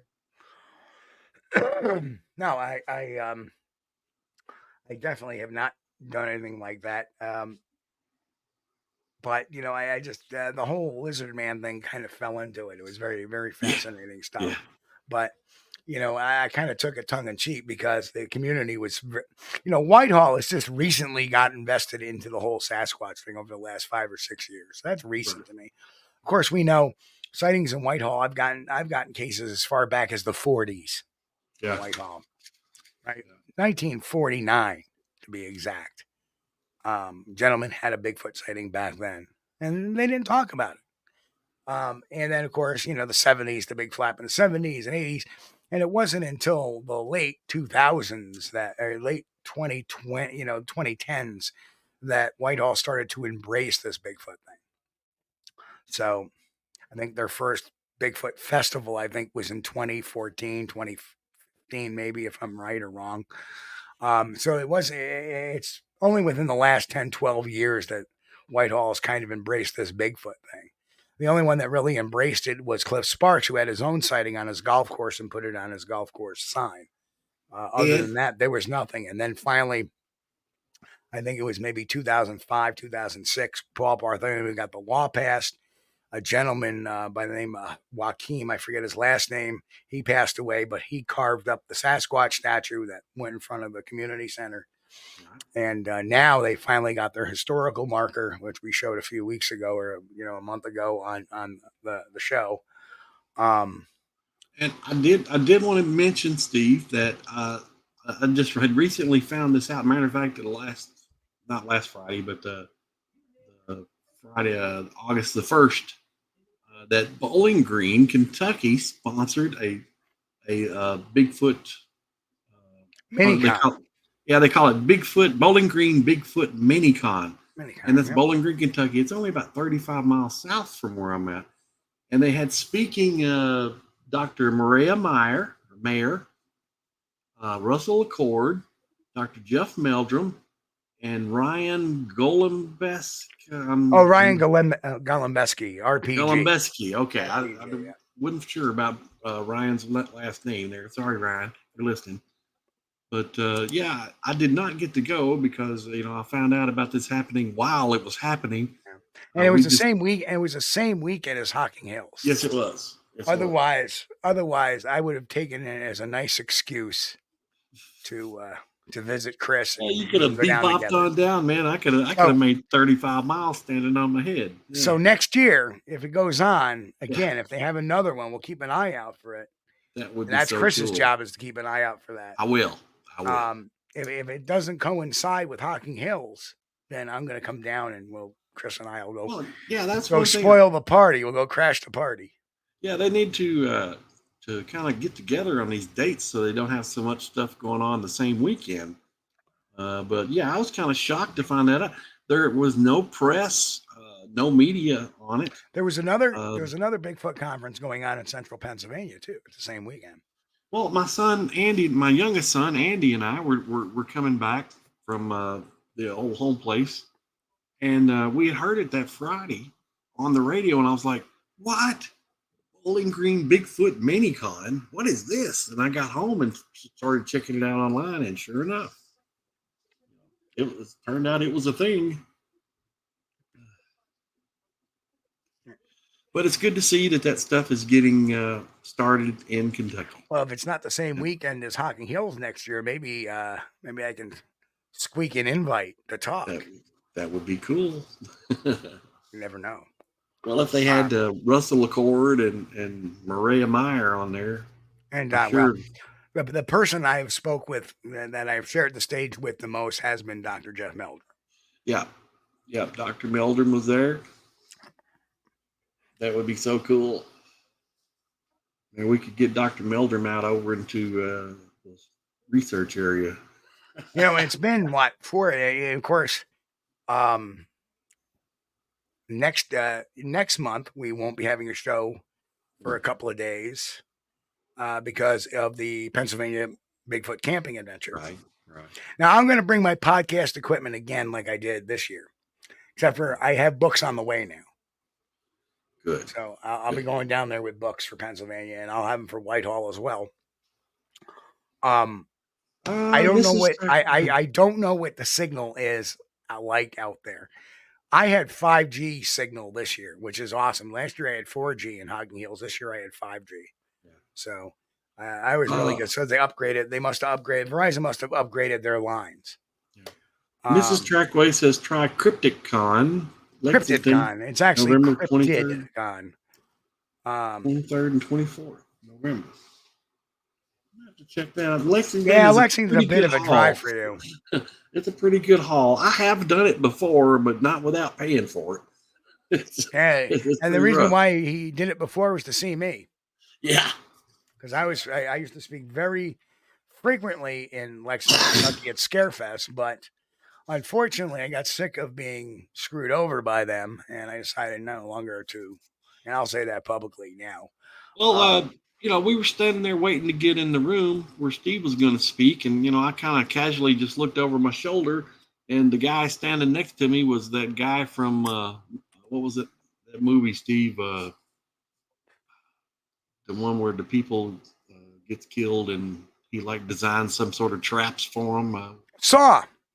Yeah, the Saw guy. What's his name? Tobin Bell. Yeah, Tobin Bell. That's him. Right. Yeah, he's like standing there. Yeah.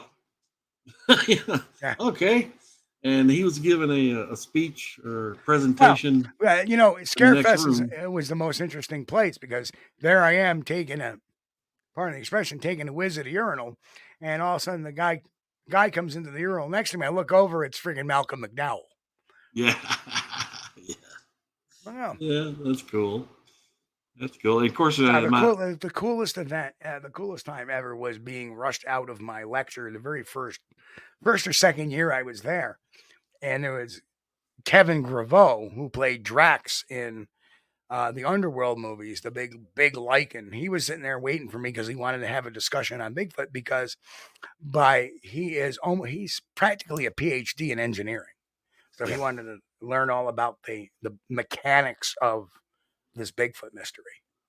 So great guy. And Andy, my youngest son, he got to make photos with the Friday the 13th guy that played Jason.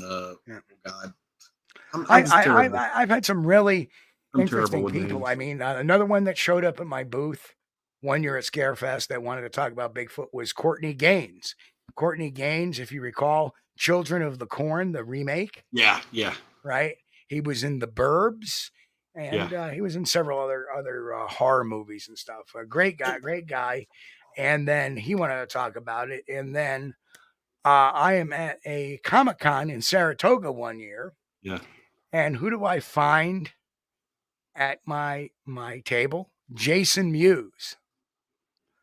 Now, if you're wondering who Jason Mewes is, he's the same guy. Hold on. He's the same guy that went with Jack Osborne, Ozzy Osbourne's son, in the hunt for Bigfoot, right? But Jason Mewes is better known as part of the duo Jay and Silent Bob. And it was great meeting him and talking Boris about Bigfoot with him as well. But it was kind of interesting the people you run into and have conversations with at these conferences and stuff like that. It was, and of course, Hodder. Kane Hodder. Kane Hodder. Yeah. Tickled Andy to death. He got his picture with Kane Hodder. Right. For nothing, because we asked. Yeah. And that's so good. I knew Kane for a couple of years going to the show. We would talk. And, hey, Kane, can you get my buddy's friend? Oh, yeah, come on over here. And he was charging people to do it, but he did it for nothing for my friend Chris Bennett and his son Andy. So that was Kane. Kane Hodder was who played Jason in the original number Friday of the Friday the 13th movies, and he also played the undercover cop in the movie Monster that arrested Eileen Wuornos. If you ever watched the movie Monster, which is about serial killer Eileen Wuornos. I think I've seen it, but it's been a long time ago. He was the undercover cop in the bar that arrested her. Okay. She walked out. Now I'm going to go back and watch it now. Yep. Yeah. But Kane, thank you, buddy. If you're listening, and Andy really appreciated that. And of course, that great movie Stuntman. I mean, I know all of the Hollywood Ghost Hunters, which was Kane Hodder, R.A. Maloff, who played Leatherface. Yeah. And Rick McCallum, who was a Hollywood stuntman. Great guy, Rick McCallum. I'm still in contact with him today. Great guy.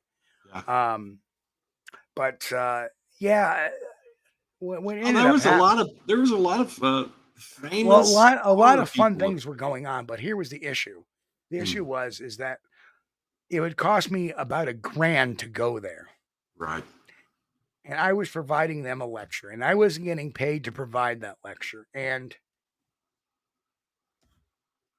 they were working on the credo that, hey, I'd been on the History Channel, I'd been on Discovery Network, I had been on Nat Geo, I'd been on all these shows, and I was footing my own bill to the point where, okay, we'll give you a table, but you got to pay a discounted rate. So I'm still paying for my own table. For a couple of years, I got a free table, but the last year I had to pay. Yeah. And then finally, they bring in somebody else in the cryptozoology field.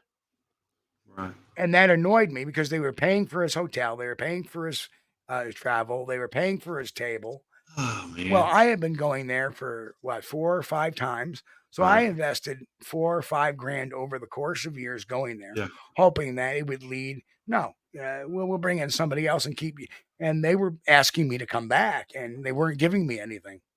So I'm like, I'm done. They insulted me. They slapped me in the face. Not that I have anything against the person they asked to come there. Right. But I had paid my dues. Yeah. So I was done with it. And sometimes you have to drew people. I talked to people from Texas that came from Texas to hear you speak. Well, exactly. Yeah. There was people from that Texas drove to Lexington, Kentucky. I was really surprised. And you know what? I was told too by a couple of people, by the people at the table, in Hocking Hills, there were people that were coming there to see me specifically. And I am honored that people would do that. I am honored and I am humbled by that. Don't think I'm getting a big head. I'm really honored that people would do that and humbled. And if you're coming from a long way just to see me, please let me know. I will give you my undivided attention afterwards. Really, I owe it to you. When somebody grabs my hand somebody grabbed my hand and said, "Are you Chris Bennett?" I said, "Yeah, of course, every day." Yeah. It's kind of rare when Chris and I make public appearances together. I couldn't believe it. Chris is not a public appearance guy. Yeah, I go tell after I meet somebody that's kind of excited, I'm like, "Steve, did you pay that guy to come over and shake my hand? Come on." I did. Really? He did. Chris always gets paranoid about things like that. He's like, "Did you pay him?" No, I didn't pay that guy to come shake my hand. Come on, dude. Why would I do that? You do this long enough, and you've done it long enough that people start to recognize, know you, and like you. It just, I don't know why people like me. I mean, friends like me are hard to find. They're even harder to get rid of. But I am not famous, and I will never be famous. If somebody comes up to me and knows me, I'm famous, all right, and in some circles, infamous. But anyway. I looked that up a while ago. That movie that Guy Pearce was in, that was shot and filmed in Horse Cave, Kentucky. It's called "Disturbing the Peace." Seen it. It was made in 2020, and I was thinking about maybe one of these days going and doing a filming locations video, like show the scene and say, "Okay, here we are at the end. This restaurant. This is where this scene was filmed." Blah blah blah. But I don't know if anybody would be interested in it. I saw the movie; it was okay, Well, that's true. Matt Larson will be a resident of Kentucky by next year. Yeah. And I think we should crash that mini-con with him too. Yeah. Yeah, I think, Matt's supposed to be up. Maybe we'll rang up Charlie Raymond too, and the 4 of us will go in there and crash. August to September. That would be good. The 4 horsemen show up at the we're the 4 horsemen of Bigfoot now. I remember years ago, people were calling me Billy Willard, Eric Hallman, and Sean Forker because we had the whole blog talk block going on at the time. They're calling us the new 4 horsemen. And then somebody came up with, because we had busted some hoaxers in one of the groups, they were calling us the 4 jackasses. That's Squatch-D. And of course, we took that as a badge of honor. Thank you. Yes. And every time we would get on a show together, we would go, hee-haw. Just like in It's a Wonderful Life, we're like, hee-haw, hee-haw. 4 horsemen and the 4 jackasses. That's wonderful. That is wonderful. The 4 jackasses. That's Patria. I would take that any day. Yes, sir. Right. That's right. Oh man. But fun stuff like that. But dude, it's been 10 o'clock. Look at this, or 11 o'clock. Where you are. It is. Holy Mac Landy, it's time to go already. For some reason I thought we had like 10 more minutes. I was having fun and time flew by. Sure did. So folks, we will be back this Friday night, 9 p.m. Eastern, for an all new Bigfoot Friday night, or Friday Night Bigfoot. And what we will do, what we'll be covering, I don't know, but I got some stuff that we will be looking at Friday night for sure. I've been working on it already, but I'm not going to let the cat out of the bag yet because I don't know which stuff we want to look at first. Depends on my mood. Yeah. And you never know what might happen between now and Friday. But again, thank you. thank you to Walter and Jay for gifting memberships tonight. Thank you, Eyes in the Woods, for your $20 donation. And thank you to our new member. And for some reason that is not there. I believe, what was his name? I forget. I'm so sorry. I forgot your name. Ah, dang it. That was way up in the very beginning. Yeah. The chat has really been going tonight. It has. But we thanked him in the very beginning, and come on. Get up there. Goodness. 5 billion. Yeah, it just keeps going up and up and up and up and up and up. Wow. I'm almost there. Larry Sharp. Larry Sharp, that's it. Larry, thank you again. But thank you to Larry. Thank you to Walter and Jay and Eyes in the Woods for all your wonderful help tonight. We will be back Friday night with an all-new Bigfoot Friday nights. And, last week, like I said, I was starting to prepare for the storm, and the lights were flickering and going a little bit zany. So I didn't know if we were going to have power. They were saying, we had that remnants of Hurricane Debbie. Yeah. And it rained really hard, but the wind wasn't as bad. When it rained really hard, that's when the lights started flickering. So we're not going to have power. And sometimes the power grid, when it goes bad, it goes bad. Now, usually we lose the internet first and then power. It's just one right after the other. And I lost power for about 5 seconds, and it came back on. And then the internet took about 15 minutes to come back on. Yeah. So I was like, what is going on? So I said, there's no way, if this happens again, I'm going to be in the middle of researching for the show Friday night. So I'm getting my research done out of the way. Everything is fine. Power's been good. So, and matter of fact, we had a downpour just before the show here. We had a downpour here, like another tropical rainstorm here just before the show tonight, but nothing affected anything. So it was actually a little bit windy. It's actually windier than the rain we got last time. So I was like, oh no. Is power going to start flipping out on us again? But we hung tight tonight. But anyway, folks, we will catch you all here next Friday night, 9 p.m. Eastern. Chris, do your thing. Send everybody out. Yeah. Again, I want to thank everybody for joining us and hanging out with us again on Sunday night. We're always honored to have you. And it's a thrill. You guys are I'll say it again because it's true. You guys are the best audience in Bigfooting and the best audience we could ever hope for. And we're pleased and honored to have you. If it's your first time watching the channel, hit the subscribe, smash the like, thumbs up button on the way out. And if any of you guys are listening over on the podcast, come on over to the YouTube channel. Gosh, what is it, Steve? We changed the name of it. Well, it's still Squatch-D TV. It's still the same channel. It's still Squatch-D TV. YouTube.com /Squatch-D /@Squatch-D TV. We've just called ourselves the Bigfoot Mystery the Squatch-D TV, just to give a kind of a name and where we fall into the track of things. Right. So people can search up Bigfoot and we'll pop up. Yeah, that makes sense. But thanks again, guys. I appreciate you guys. Thank you.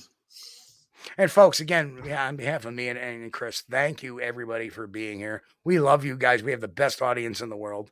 And, again, it's all about the truth and reporting what happens honestly with integrity, regardless if it's pro Bigfoot, anti Bigfoot, or whatever. We're about the truth here.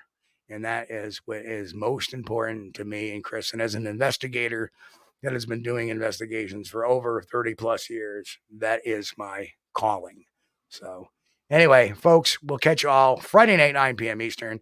Everybody be safe out there. We'll see you all in a little bit. We thank you for being here with us on Squatch-D TV. If you haven't taken the time yet, please hit that like button and subscribe to the channel. And oh yes, hit that notification bell too. We don't want you to miss anything. If you really like our content, you should consider becoming a member, and it's really inexpensive and a great way to support not only the show, but honest Bigfoot research. Everyone have a great week. Be safe and God bless. We will see you all here next time on Squatch-D TV. Keep on squatching.